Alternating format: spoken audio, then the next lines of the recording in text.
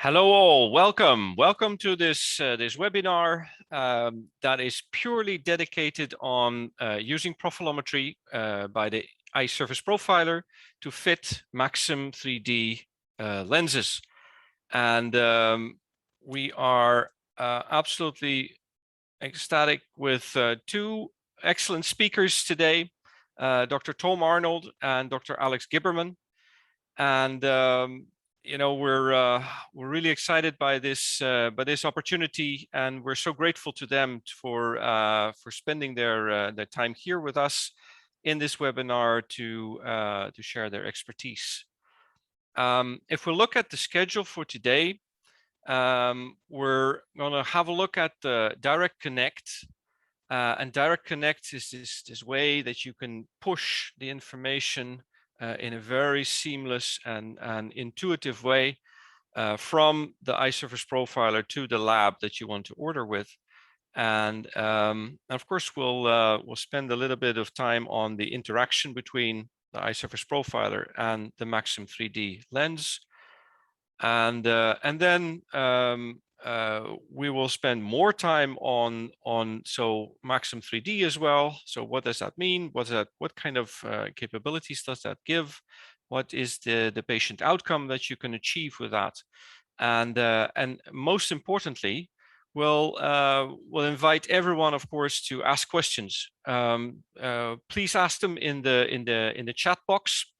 And we'll try to weave them in between, but definitely we'll stop at the end to answer all of them. And so please ask your questions. It always makes it more lively and interactive. And quite often the question that you have, somebody else wanted to ask as well. So don't be shy and go right ahead. With that, I'd love to give the word to Tom. Could you take it further, please? Certainly, Arnie, and thank you for having me once again. It's always a pleasure to work with you and the Eaglet team. And I'm really excited for our two presenters tonight because they have a wealth of knowledge, and I always benefit from speaking with them. And we're going to talk tonight about profilometry and how it really has become an essential technology for fitting scleral lenses. And that's just because we have a much wider measurement zone, not just the cornea, although it is a topographer and functions as a full feature topographer, but it also profiles the sclera. And that, of course, is what we're interested in when we're trying to land our scleral lenses, particularly in more challenging cases. So what this means is it eliminates the guesswork. Should I go flatter in this meridian? Do I need to go steeper? How much clearance, should have? How can I get around that pinguecula? Where's the pinguecula? How high is it? What am I going to do to deal with this? So these lumps and bumps, as we call them, on the conjunctiva and sclera. And the exciting thing that I've been working on for several years, and I'm really glad, and I'm to say that it is here tonight, and with Dr. Gibberman and with Troy Miller, we're going to go through some examples and show you how empirical fitting, meaning we don't necessarily need our diagnostic set, so we don't have to worry about the expense, the maintenance, the cleanliness of these things. We can take these data and order the lenses empirically. So, and furthermore, these built-in algorithms that the ESP provides are just amazing. We call these the first fit algorithms. So if we still are fitting diagnostically, which in some cases that is the most efficient way, it's a lot faster, less chair time, which is important to a busy clinic, a successful clinic. And the bottom line is for our patients, it's a better fit. It's a better patient outcome. We're not guesstimating, well, flatten this meridian 150 or let's go to steep 5 at 90. The profiler guides us to what is needed in the lens designs. It is easy to use both for the doctor and the technicians. I found that our staff with minimal practice, just a little short in-service, was very efficient and proficient with this instrument. And going back to the algorithms, there's over 40 designs that are currently working with 18 different labs. And here you can see some of the more common labs that we have in the United States. And all of these have built-in algorithms to suggest the best diagnostic lens to start with. And also they'll tell you what they believe, what the surface profiler says your final outcome may be. So this instrumentation is 100% focused on our specialty lens practice. That includes sclerals, ortho-K, hybrids, soft and even corneal RGPs.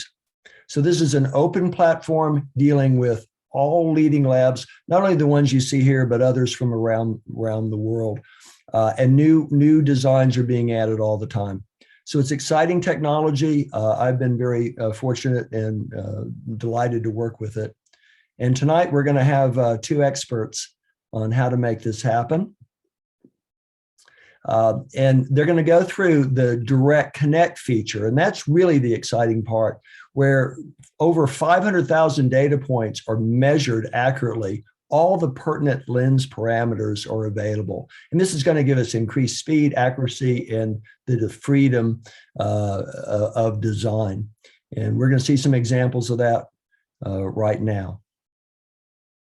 And to take us there will be our first guest, Dr. Alex Gibberman, who has a lot of experience with the instrument and this particular lens, the Maxim 3D. And Alex, I got to tell you, you're from Loveland, Ohio, and I am speaking to you tonight from Loveland, Colorado. So Very there's nice. a lot of love in the air here, A lot of love, a lot of positive vibrations. So please take it away. All right. Well, thanks, Tom, and good evening from Loveland, just outside of Cincinnati. Just a little bit of background. My business partner and I opened up our office just over a year ago, and we were very fortunate enough to plow through about 140 specialty contact lens fits in our first year, which totally blew us away. But there's no question that having the eye surface profiler made pretty much each and every single one of those a whole heck of a lot more efficient. And as Tom mentioned earlier, we knew that most people have either a toric or an almost completely asymmetric scleral profile. But as Tom said, we don't always know exactly how much, and that's one of the great things that the Eaglet does for us. And so, yeah, that's pretty much what the Eaglet does. I mean, the key here is all about efficiency. It really has cut down on the number of remakes, which obviously is great for us, the practitioner. It's great for the patient.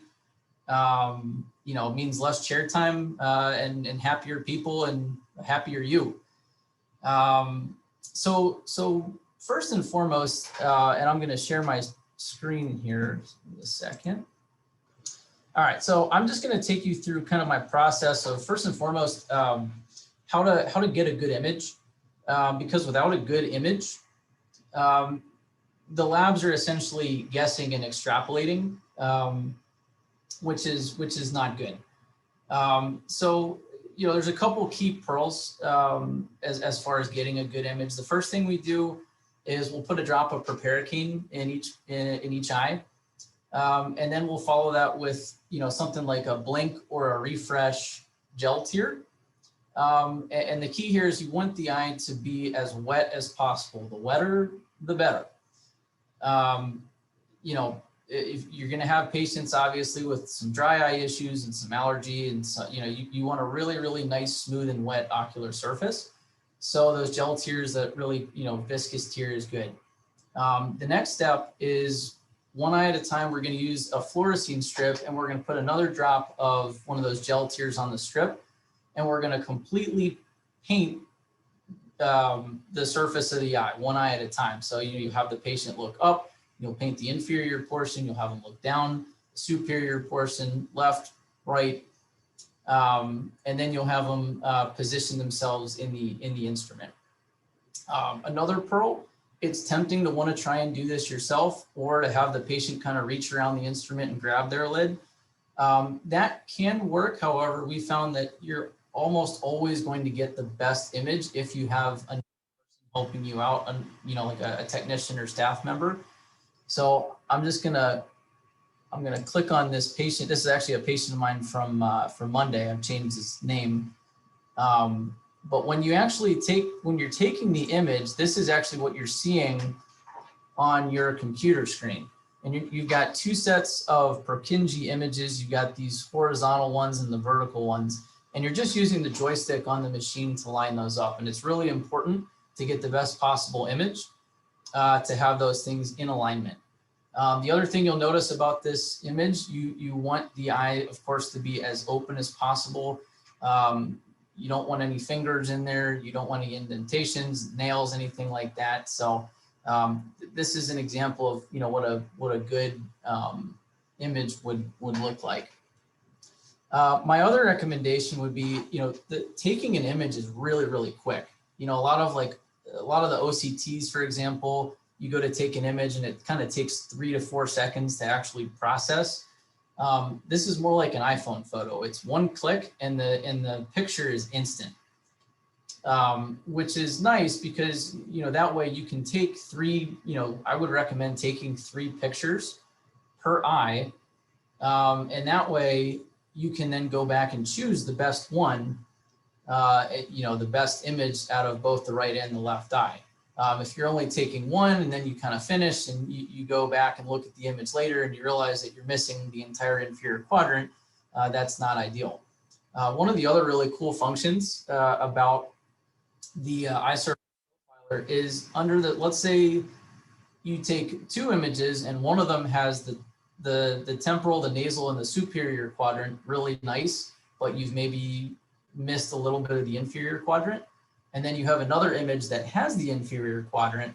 You can actually merge those. There's a function called Smart Merge, and you can merge those 2 images together. So this is, again, why it's a good idea to take, 3 images per eye. So once you've done that, this is kind of the home screen. It's called the bisphere elevation map. And again, the way that profilometry works is all about elevation. So it's not really about curvature. So we want to kind of think about the eye in terms of sea level and highs and lows. And so what we're looking at here, and this is the cornea in the middle, and then this is the sclera out on the outside. And the greens, again, kind of represent your sea level from your best fit spherical lens. And then the blues and the yellows and reds are more elevated. And what's really nice about this is right away, before you've even looked at the patient, you have an idea kind of what to expect. You almost know what the shape of their eye is just by looking at this map. This is a pretty good example of a with the rule sclera. You've got those depressions at 12 and 6. But if you were going to go into a diagnostic lens set and put a lens on the eye, you would expect that it may be pretty well aligned in the horizontal meridian, but the edges may be a little bit flat at 12 and 6 because that part of the eye is a little bit lower. And furthermore, you can actually hold your cursor over top of those areas and it will tell you how many microns lower it actually is compared to the best fit sphere. And so again, there's a lot of stuff to play with here.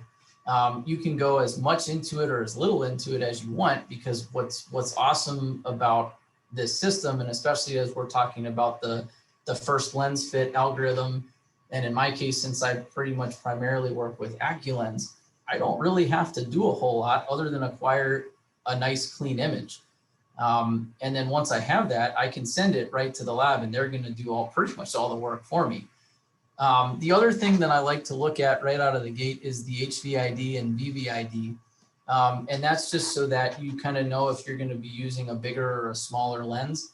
I think, for us, we kind of use 11.9 in the horizontal as kind of a judgment. If the eye is larger than that, we're kind of going with a bigger lens. If it's smaller than that, we're going with a smaller lens.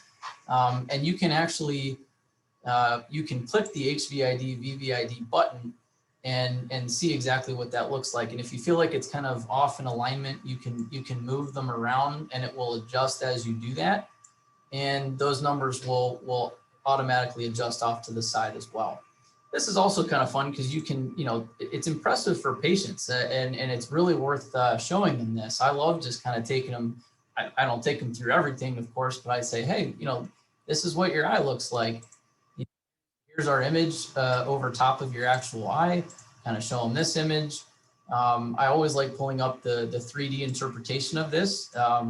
You know, it's kind of telling you the same thing, but you know, you kind of show the patient, hey, look, this is what your eye looks like, and this is what you know, this is how we're going to design your contact lens.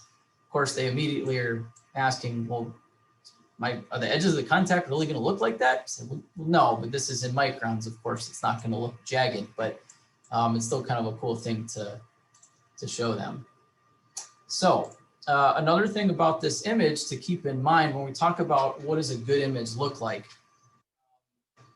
you know, this is showing you up top here how many millimeters of image you're actually seeing.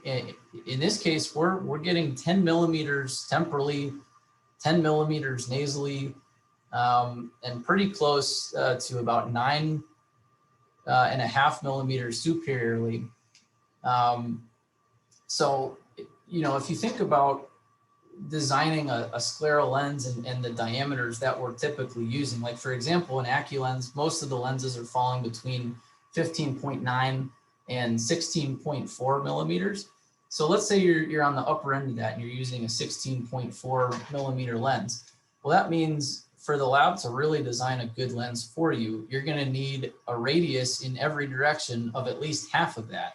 So, you know, maybe about 8.2 millimeters out, you want to make sure you have that. And what you can do is you can just kind of hold your cursor, you know, somewhere in that meridian. And in this case, it says we're at 9.6. So we know that if we could really design a lens that's almost, you know, 19 millimeters in diameter, and we have enough data to do that. Towards the bottom, now we do have a little bit of data missing here. The inferior portion only gets us out to about 7.2, which gives us enough data, you know, almost the entirety of the inferior portion of the lens. If there's just a little bit missing, the labs can extrapolate that and still create a pretty good first fitting lens. The other thing that Tom Arnold just brought up a little bit ago is the whole idea about complete empirical fitting.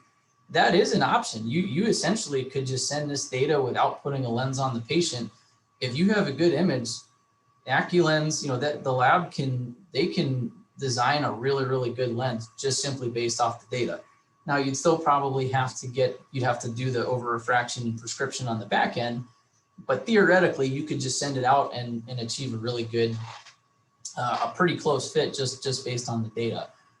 But in our practice, what I think works the best is once we have this image, we're going to go over to the first lens fit button, and we're going to select our lab, which is AccuLens. We're going to scroll down and use the Maxim 3D, which is their freeform lens. And then in this case, again, since our HVID is above an 11.9, we're going to select a larger lens, and then we're going to click calculate. And so this usually just takes a couple seconds or a minute or so. And what it's going to do is it's going to do two things. One, it's going to populate all this data. And number two is it's going to recommend a lens out of the AccuLens trial set. And the reason I love that is because I think it's important that the patient get to experience, especially if if this is their first time wearing a scleral. I think it's great for the patient to kind of experience what the lens looks like, what it feels like. And of course we tell them it's not their lens, but we know that it's going to be somewhat close. And so instead of having to just pull any lens out of there to get an over refraction, we're actually pulling out a lens that, you know, 9 out of 10 times the central clearance and the fit, it's actually going to be pretty good. So we're able to put that lens on, and right away patients are already blown away. By the time we've dialed in their prescription, they're really excited. So I think that's really a nice feature, where it's essentially telling you based on this data what lens to grab out of the set, so you can put that on the eye. So then the next step, once you've gotten your over refraction, we'll come back in and we'll click the DirectConnect button here, which sends us to a separate page that's connected directly to AccuLens. And again, what I love about this is you don't have to sign in. There's really no extra step. The image, the data, the file, everything goes automatically once you've clicked that DirectConnect button. We have a question. I think it's pertinent here. One of our doctors says, can you explain what the fit axis entails? To me, that's, the cross section you're using. We can spin that around. Oh, yeah. And get detail, and you can see, just see how the profile's changing. Right. So that's what the fit axis. And basically, just what Tom said, that's exactly what we're just kind of seeing the difference. You can rotate this around and just kind of see what exactly the scleral profile looks like at different axes. And, off to the right, you can use some of those tools. It will actually predict how the lens will rotate on the eye based on where some of those dips and valleys are. But that's pretty much what we're doing with that. So this is what the DirectConnect screen looks like. When you click that first fit button and you click the DirectConnect in the Eaglet software, it takes you to this page that's directly connected to AccuLens, and it's really, really simple. So again, you're just we've kind of pre-populated all of this information, so we can just kind of click through. All the data that you just took is already in here. And if you're doing both eyes, you'll just want to click together as a pair so that the lab knows that you're doing both eyes. And then you're just needing to type in the over refraction. You can change up the material if you want to do that. If you're going to add in something like AccuLens has an amazing profile of multifocals. So, you can do that and specify if you wanted an aspheric versus a center ad versus a periscopic. And that's another topic that we can talk about. But the other thing I like to do is, since I'm putting a trial lens on the eye to get the over refraction, I just kind of like to make comments about what I'm seeing. And that's good for two reasons, because if you have any data missing on your scan, that any information that you provide the lab, of course, is going to be helpful. So, I kind of comment on, what the clearance looked like when I did that, what the edges look like. I might say, yeah, I agree, the map is pretty accurate, just, design the lens just like it is. Or I may say, oh, the map's indicated a pinguecula temporally, but, it doesn't seem to be as much of an issue as maybe the map indicates. So then maybe we don't need to do anything. Or on the flip side, you could say, yeah, let's go ahead and add a micro vault over top of that area. So that's kind of where we use the notes section. And then you click submit, and that is it. It goes right to the lab, and then Troy over at AccuLens does some magic. And so since actually this is a patient of mine that I just did on Monday, I thought it'd be cool if Troy then could kind of show you what happens after AccuLens lab gets that information. So I will pass it off to Troy. Thank you, Dr. Gibberman. And I want to thank everybody for getting on board here and going through the steps with us. And hopefully a lot of questions can be answered, and you go home and much happier. So I need to share the screen. All right, so back to where Dr. Gibberman left off. The information comes to us, and it is very much a duplicate of what was input. At the very top of the screen, you can see that the MSR file is a link. Once we click on the link, we can open that information up. We see exactly what you see. We have the full MSR file. With that file, we have all the data and data points. And then the information that was filled out by Dr. Gibberman. An important note, I think, and he led up to it as well. I do believe that it's important to put a trial lens on the patient. The number one reason would be to get a viable over refraction. That's going to reduce the amount of lenses that you need to order. And success rate, first time lens fit, is definitely increased with a trial lens. Secondary to that, the patient's going to love the fact that they have a lens and they understand how the lens goes on the eye and how it feels. Notes, it's also important to put notes in. if you're putting a trial lens on, you might as well take a look at the fit. If there's any information that you think you want to put in regards to the fit, by all means do that. We'll take that into consideration after we look at the information that we've downloaded. So again, we're working with the same patient that Dr. Gibberman had on Monday. As you can see, all the data and information that we have is identical. So there's no loss of data, no changes to the information. Once we have this, we can go through everything and determine what type of changes we want to make to the design. First thing we look at when we take a look at this is the bisphere elevation. You'll notice that in the notes, he had mentioned that he needed steepening at 12 and 6. According to the bisphere elevation, that's a true statement. However, we have the capability of actually changing, instead of a 90-degree position for steepening, we can actually offset that, in this case, around 105 to 110 degrees. In addition to that, it also gives us information on the pinguicula. Now, it's important if you need to vault a pinguicula as to where that pinguicula resides, and we see that on the bisphere elevation.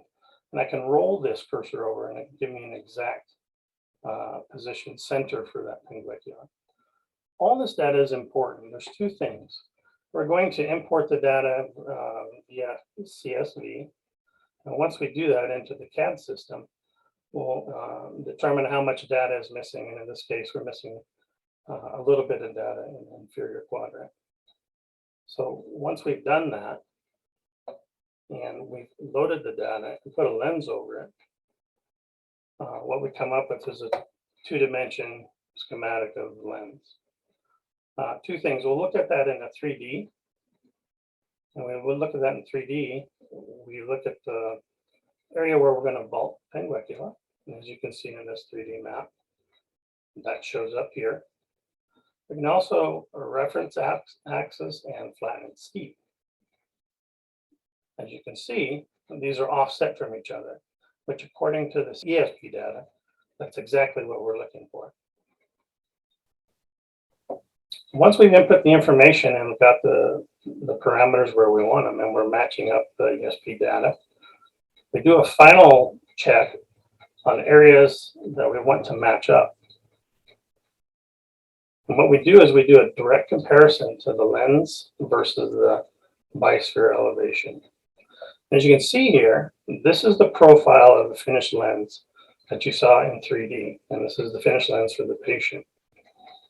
The thing about the Maxim 3D is that we can offset at any area 360 degrees. So in this case, we want our steeper area offset at about 110 degrees. You can see that in comparison to where this resides. So both are matched up. Secondary to that, we can also pinpoint exactly where we want our AccuVault or microvault. Again, we roll the cursor over here. And as you can see on the top left, it gives me my angle. As I roll the cursor over, it's 186 degrees. We roll the cursor back over to this position and approximately 186 degrees. So now we've created a lens completely based off the information from the ESP data. And from that point, it gets sent out and we have a happy patient. As easy as it can be. We do empirical designing, but we still prefer to have an over refraction. Definitely reduces those amount of trial lens. One time using the first lens fit, you only have to use one lens, so you're not going through a whole bunch of lenses. So getting the over refraction is going to be much quicker for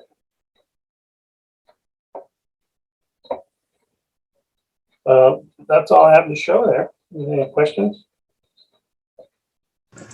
I'm sorry, I'm from Taiwan. Sorry, yeah, because my English is not very well, so I just try to ask my question the best. Yeah. So here you have to see the function pattern from the focal point. Yeah, my question is the Eaglet Eye system, topography system can connect to a focal point system. This is my question. Thank you.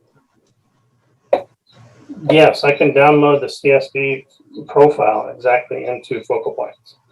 I'll demonstrate that here quickly. In the main focal point screen where we have the design brought up, what I can do is I can bring in the corneal data for this particular patient and select that from the drop-down menu that's been input into the system. It's a quick export process, takes less than a minute. Once it's been put into the system, I can adopt that information. And as you can see, this white line that's within that two-dimension screen, this information here is the information coming back in from the ESP data. As you can see, we had data missing. So some of that we're going to extrapolate. And when we do that, the extrapolation process is really based off of what we see here. Yep. And the reason is because this gives us a wider range of information on the map. Now, if this map was complete, we wouldn't have to do that. We could take that full CSV imported profile and design directly from that without any issues. Okay, thank you. I do my best to send Troy complete maps. Well, this one's pretty good. There's no doubt about it. One thing that probably Dr. Gibberman may not have mentioned is that first off, it is important to take 3 images. And the reason is if you go into a couple of different tools here, grid being one of them. If this grid has significant dark areas, it's going to indicate that there's probably dryness. With that dryness, you're going to have information that is incomplete. Another view of it is tangent angles. If the tangent angles have a lot of striations through them, then I would definitely retake the image because the eye probably got a little too dry. So it's important you do that. It's important to take a look at the images before you do send them to us. At times we do get images that are just have to be redone. Unfortunately, we have to email back and request that to be done. And by that time, the patient has already left. So it's important to really analyze that before the patient leaves. I think that brings up another good point, and I think Tom mentioned it earlier. You know, to acquire an image, the process is pretty easy, but just those little details of, you know, instilling the gel tiers, using gel tiers on the strip, having another staff member in there to, you know, all those things count when you're trying to get a really nice clean image. And certainly it's easy enough to train staff to do this. You know, many of you have very busy practices and don't necessarily want to be doing this yourself, but I would encourage you to take the images yourself for at least a while so that you can familiarize yourself with what's good versus what's not. And certainly so you can show your staff what's good versus what's not, you know, before you're sending this stuff out to the lab. I was going to chime in here. That's so true. And we practiced a lot.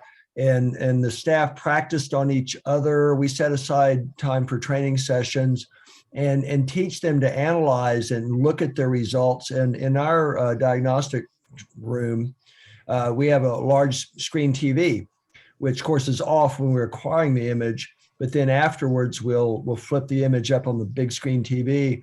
And I will be seeing 1 or 2 patients while this patient's being profiled. And then I'll pop back in and they'll say, Dr. Arnold, is this okay? Is this okay? And I'll look at it and go, no, we need to do this. Maybe we need to do smart merge.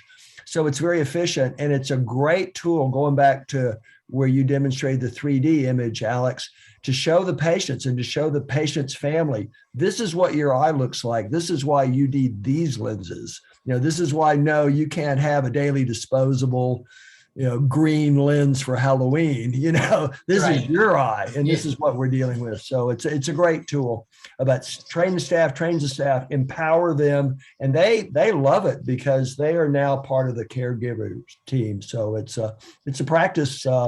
It's a motivator for the staff. So.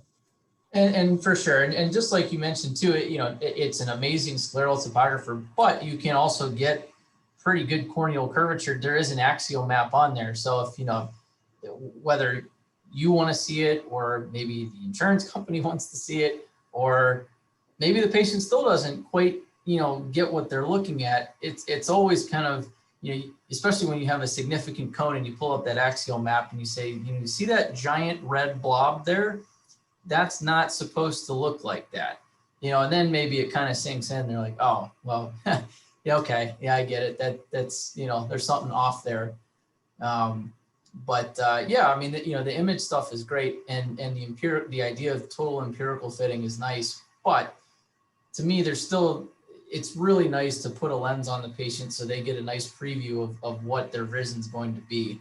The motivation certainly steps up a notch once they kind of, their vision snaps into focus, for the first time. That's one of the most, it's like one of the best things we get to do, right? Every time you put a lens on a patient for the first time, and, whether it's keratoconus or I had a gentleman that had he was in last week. He had trauma. He's 80 years old, and he had something happen in a factory in the late 60s, early 70s. I mean, he hadn't seen anything out of that eye in decades, and no one ever did anything about it. We got these nice images, and we designed. We put a lens on his eye, and he went from it's either 2,200 in glasses out of that eye or 2,400.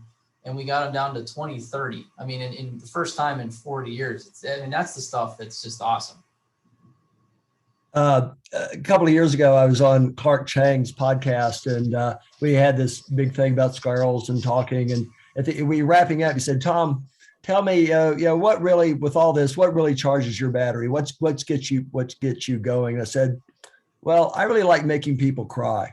and you get these great big Bubba guys with, tough guys, big old meat guys, and they just start blubbering, they just start, getting all emotional, because they've never seen that well, never seen, some people never seen well. So it's a wonderful, wonderful skill to have. And these tools and the expertise of folks like you and Troy and the AccuLens people, it's just absolutely amazing. It's a gift that we can give to humanity, and it's a privilege to be able to do that.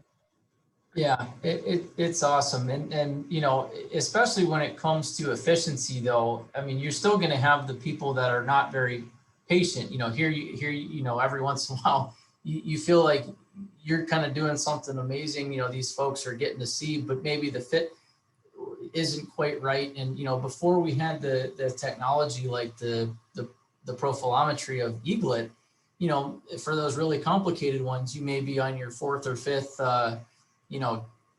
lens that you've ordered. And, even though they're kind of getting that 20/25 vision, they're getting frustrated and they're feeling like, oh, it didn't work the first time, and they're used to disappointment. And then they, it kind of ruins the whole experience. And sometimes they give up.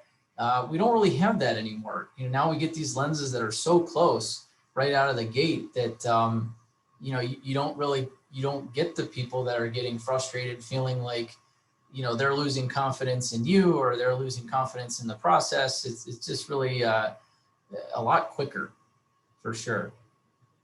Yeah, very true. Well, I want to invite anybody, if there's any remaining questions, put them in the chat box. We don't have anything else. So everything.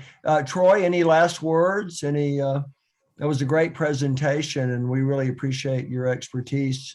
You've really seized this technology, Troy. A lot of labs use this, but you have really impressed me that you're the master of this instrument when it comes to taking these data and designing the lens.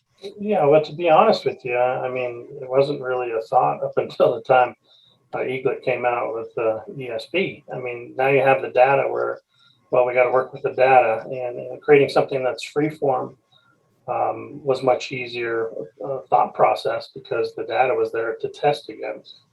So I want to thank Eaglet for really bringing scleral lenses into a more modern era, which is definitely something that for AccuLens and Maxim 3D, we're striving to match form and make it much easier and faster for practitioners to make sure patients are happy. So, yeah. Okay, well, Arnie. Tom, there is a question in here. It said, if you don't have an Eaglet, so what other topographer can you use? And is the ESP available? So, well, I can definitely, that last part I can answer. Yeah, we are available in the US and in fact, across the world. We have ESPs now in I think in 24 countries across the world. So yes, it's very much available. And but for the first part, Troy. Well, I want to just say, yeah, this is profilometry. I mean, it has a topographic function if you want topography, but you're saying, well, you don't have an Eaglet. What topography are you going to use? Well, a topographer is not going to map the scleral. This is a profilometer.